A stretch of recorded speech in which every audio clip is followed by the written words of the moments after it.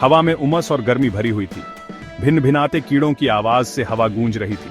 हमारी टीम 4 लोग मजबूत और तैयार इस हरे भरे अंधेरे में उतर गए।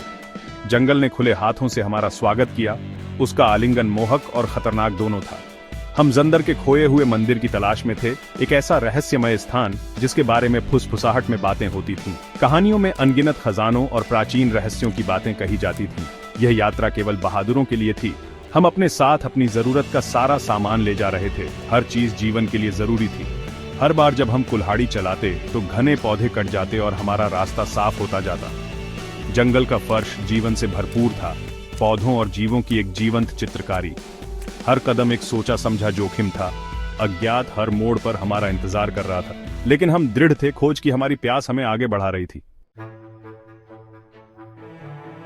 दिन महीनों में बदल गए।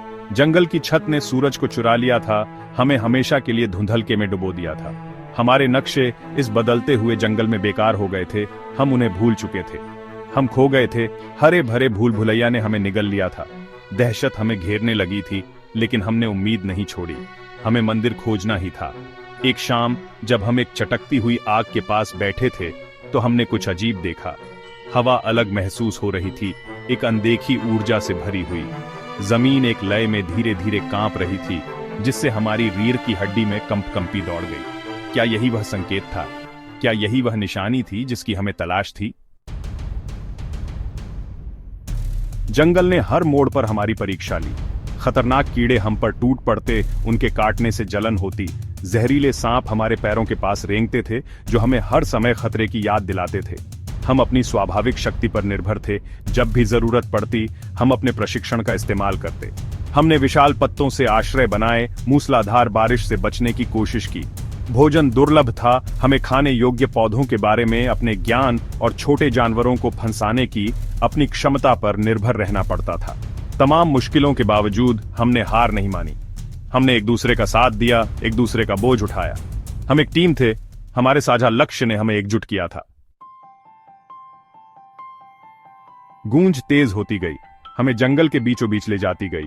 हम एक प्राचीन पत्थर के तोरण द्वार पर पहुंचे, जिसका प्रवेश द्वार बेलों के पीछे छिपा हुआ था। यही था जंदर के खोए हुए मंदिर का प्रवेश द्वार। उत्साह से भरे हुए हम तोरण द्वार से आगे बढ़े। हमारी आंखें विस्मय से फैल गईं। मंदिर देखने लायक था। इसकी ऊंची ऊंची इमारतें एक खोई हुई सभ्यता की निशानी थीं।